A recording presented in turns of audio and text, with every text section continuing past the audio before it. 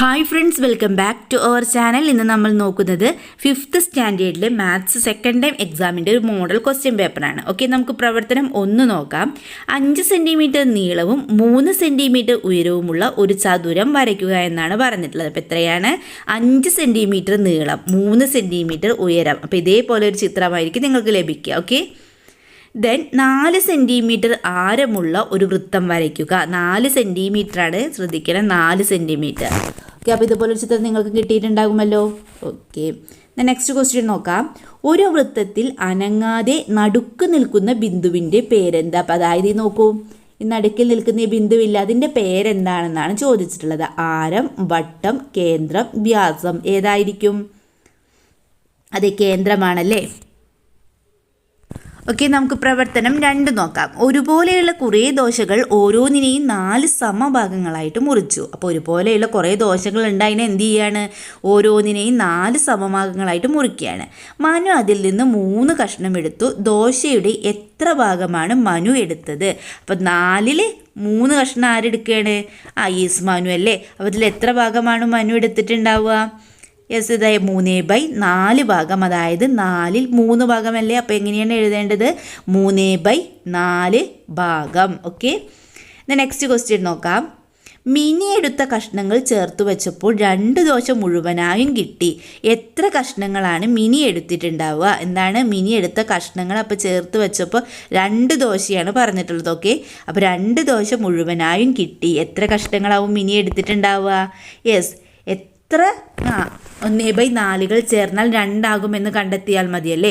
അപ്പോൾ 1/4 × 8 എത്രയാണ്? 2. അപ്പോൾ എത്ര കഷ്ണങ്ങളായിരിക്കും?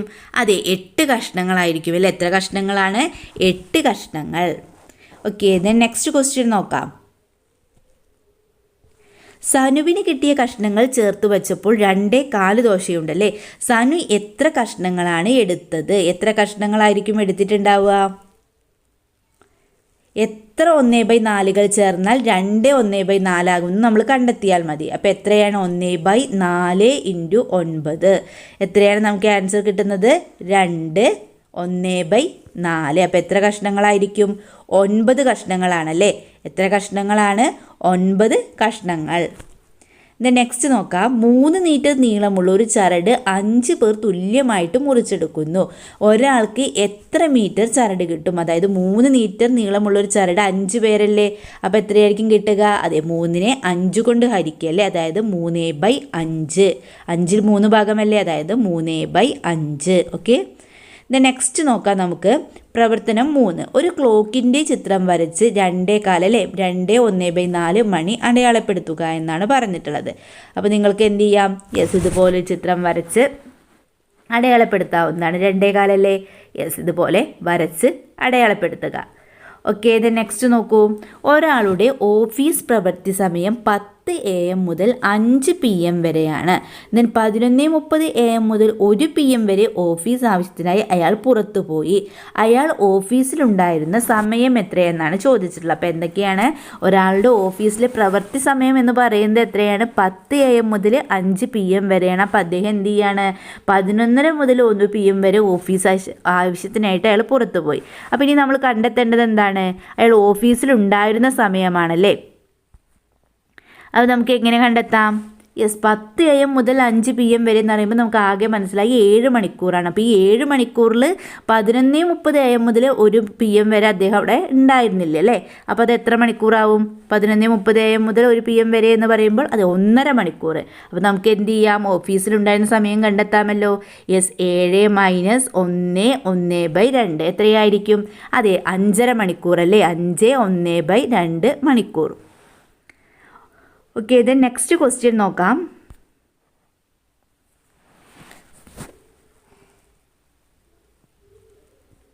ഒരു മണിക്കൂർ എത്ര മിനിറ്റ് ആണെന്നാണ് ചോദിച്ചത്. എല്ലാവർക്കും അറിയാമല്ലോ, 1 മണിക്കൂർ എത്ര മിനിറ്റ് ആണ്? അതെ, 60 മിനിറ്റ് ആണല്ലേ. 1 മണിക്കൂർ എത്ര മിനിറ്റ് ആണ്?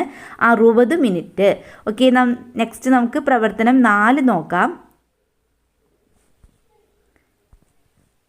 യെസ്, പ്രവർത്തനം നമുക്ക് 5 നോക്കാം. നെക്സ്റ്റ് ആക്ടിവിറ്റി ആയിട്ട് വരുന്ന പ്രവർത്തനം 5 നോക്കാം.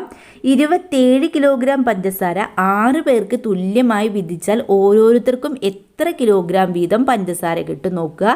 27 കിലോഗ്രാം ആണ്, 6 പേർക്ക് തുല്യമായി വീതിക്കല്ലേ. അപ്പോൾ ഓരോരുത്തർക്കും എത്ര കിലോഗ്രാം വീതം പഞ്ചസാര കിട്ടും?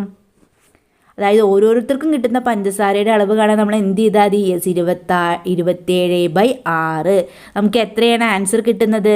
യെസ്, 4/3/6 എന്ന് കിട്ടും അല്ലേ. അപ്പോൾ 3/6 വീണ്ടും ചുരുക്കിയാൽ നമുക്ക് എന്ത് കിട്ടും? 1/2 എന്ന് കിട്ടുമല്ലോ. 3/6 നോക്കൂ, ചെറുതാക്കി നോക്കൂ, 1/2 എന്നല്ലേ കിട്ടുന്നത്. അപ്പോൾ എത്രയായി? 4.5 കിലോഗ്രാം. ഓക്കെ, അപ്പോൾ ഓരോരുത്തർക്കും കിട്ടുന്ന പഞ്ചസാരയുടെ അളവെന്ന് പറയുന്നത് 4.5 കിലോഗ്രാം. എന്നാൽ നെക്സ്റ്റ് നോക്കാം. ബി ക്വസ്റ്റ്യൻ നോക്കൂ. 4 കേക്ക് 5 പേർക്ക് ഒരുപോലെ ഭാഗിച്ചാൽ ഓരോരുത്തർക്കും കേക്കിൻ്റെ എത്ര ഭാഗം കിട്ടും? 4 കേക്കാണല്ലേ, 5 പേർക്ക് ഒരുപോലെ ഭാഗിച്ചാൽ ഓരോരുത്തർക്കും എത്ര ഭാഗം കിട്ടുമെന്നാണ് ചോദിച്ചിട്ടുള്ളത് അല്ലേ. ഓരോരുത്തർക്കും കിട്ടുന്ന വീതം കണ്ടെത്താൻ നമ്മൾ എന്ത് ചെയ്താൽ മതി? അതെ, 4/5 ഭാഗം എഴുതിയത്, 5ൽ 4 ഭാഗം അല്ലേ. അപ്പോൾ എന്താണ് ആൻസർ വരുന്നത്? 4/5 ഭാഗം. ദെൻ സി ക്വസ്റ്റ്യൻ നോക്കാം. 25 ലിറ്റർ പാൽ ഒരാൾക്ക് 3 ലിറ്റർ വീതം എത്ര പേർക്ക് കൊടുക്കാം? എങ്ങനെ കണ്ടെത്താം നമുക്ക്? 25 ലിറ്റർ പാൽ 3 പേർക്കല്ലേ. അപ്പം 25 ഹരിക്കണം 3, 8 അല്ലേ ആൻസർ കിട്ടുന്നത്. അപ്പം മിച്ചം വരുന്നത് എത്രയാണ്? യെസ്, 1 ആണല്ലേ. അപ്പോൾ 3 ലിറ്റർ വീതം 8 പേർക്ക് കൊടുക്കാം. 1 ലിറ്റർ എന്താണ്? മിച്ചം വരും. 3 ലിറ്റർ വീതം 8 പേർക്ക് കൊടുക്കാമല്ലേ. ദെൻ 1 ലിറ്റർ എന്താണ്? മിച്ചം വരും.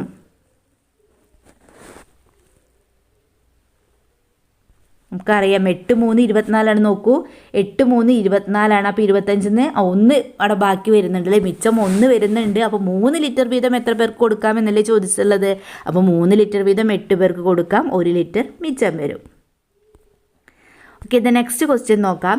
6 പേന 2 പേർക്ക് ഒരുപോലെ വീതിച്ചു കൊടുത്താൽ ഓരോരുത്തർക്കും എത്ര പേന കിട്ടും? 6 പേനയാണ്, അത് 2 പേർക്ക് ഒരുപോലെ വീതിച്ചു കൊടുത്താൽ എത്ര വീതം കിട്ടും എന്നാണ് ചോദിച്ചിട്ടുള്ളത് അല്ലേ. നമുക്ക് എങ്ങനെ കണ്ടെത്താം? അതെ, 6 ഹരിക്കണം 2. എത്രയാണ് ആൻസർ കിട്ടുന്നത്? 3. ആൻസർ എത്രയാണ്? 3. ഓക്കെ, ദ നെക്സ്റ്റ് ക്വസ്റ്റ്യൻ നോക്കാം. പ്രവർത്തനം 6. 111ൻ്റെ 9 മടങ്ങും മിച്ചവുമായി പിരിച്ചെഴുതുക. 111നെ 9ൻ്റെ മടങ്ങും മിച്ചവുമായിട്ട് പിരിച്ചെഴുതാനാണ് പറഞ്ഞിട്ടുള്ളത്. നമുക്ക് എങ്ങനെ എഴുതാം? യെസ്, 111 സമം 9 × 12 + 3. 9 × 12 + 3. ദെൻ സ്കൂൾ സ്റ്റോറിലേക്ക് 1975 നോട്ട് പുസ്തകങ്ങൾ വാങ്ങണം. 25 പുസ്തകം വീതമുള്ള എത്ര കെട്ടുകൾ വാങ്ങണം?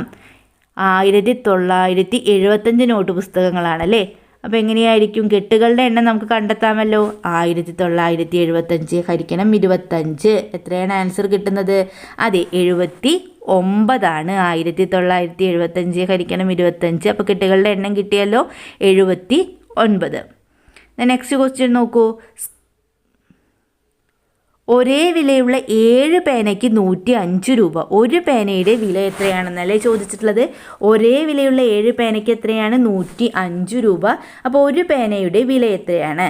നമുക്ക് ഒരു പേനയുടെ വില കണ്ടെത്താൻ എന്ത് ചെയ്താൽ മതി? അതെ, 15 രൂപയാണ്. അതായത് 105നെ നമ്മൾ എന്ത് ചെയ്യും? 7 കൊണ്ട് ഹരിച്ച് നോക്കുമല്ലേ. അപ്പോൾ എത്രയാണ് നമുക്ക് ആൻസർ കിട്ടുന്നത്? അതെ, 15. 105നെ എന്ത് ചെയ്യാണ് നമ്മൾ? 7 കൊണ്ട് ഹരിച്ച് നോക്കുക. അപ്പോൾ ആൻസർ എത്രയാണ്? 15. ഓക്കെ, നമുക്ക് പ്രവർത്തനം 7 നോക്കാം. 36 × 15 = 540 ആണ്. അപ്പോൾ ചുവടെയുള്ള ഗുണനഫലങ്ങൾ കണ്ടുപിടിക്കുക. നോക്കൂ, അതിൻ്റെ ബന്ധം നോക്കൂ. 37 × 15, 35 × 15, ദെൻ 360 × 15, 36 × 14, 36 × 16. അപ്പോൾ നോക്കൂ, 37 × 15 കണ്ടെത്താൻ നമുക്ക് എന്ത് ചെയ്താൽ മതി? യെസ്, 540 + 15 അല്ലേ. നേരത്തെ നോക്കൂ, നമുക്കിവിടെ കിട്ടിയിട്ടുണ്ട് 36 × 15 540 ആണെന്ന് കിട്ടിയിട്ടുണ്ട്. അപ്പോൾ അത് 37 × 15 കാണാൻ യെസ് ഒരു 15 കൂടി കൂട്ടി കൊടുത്താൽ മതി. അപ്പോൾ എത്രയായി? 555. ദെൻ 35 × 15 ഇതുപോലെ നമുക്ക് എന്ത് ചെയ്യാം? 15 മൈനസ് ചെയ്താൽ മതിയല്ലേ. 540-ൽ നിന്ന് 15 മൈനസ് ചെയ്താൽ 525. അപ്പോൾ 35 × 15 525. ദെൻ 360 × 15 എളുപ്പമല്ലേ. എത്രയായിരിക്കും? യെസ്, 5400. ദെൻ 36 ഇൻറ്റു 14 കണ്ടെത്താൻ യെസ് 540 നമുക്ക് എന്ത് ചെയ്യാം 36 മൈനസ് ചെയ്താൽ മതി. എത്രയാണ് ആൻസർ കിട്ടുന്നത്? Yes 504. Then 36 into 16 yes 540 plus 36 എത്രയാണ് ആൻസർ? 576. അപ്പോൾ ഇത്രയും ക്വസ്റ്റ്യൻസാണ് നമ്മൾ വീഡിയോയിലൂടെ ഡിസ്കസ് ചെയ്തിട്ടുള്ളത്. നിങ്ങൾക്ക് വീഡിയോ യൂസ്ഫുള്ളായി തോന്നുകയാണെങ്കിൽ തീർച്ചയായും ലൈക്ക് ചെയ്യുക, കമൻറ്റ് ചെയ്യുക. ഓക്കെ, നമുക്ക് മറ്റൊരു വീഡിയോയുമായി വീണ്ടും കണ്ടുമുട്ടാം. Okay, by.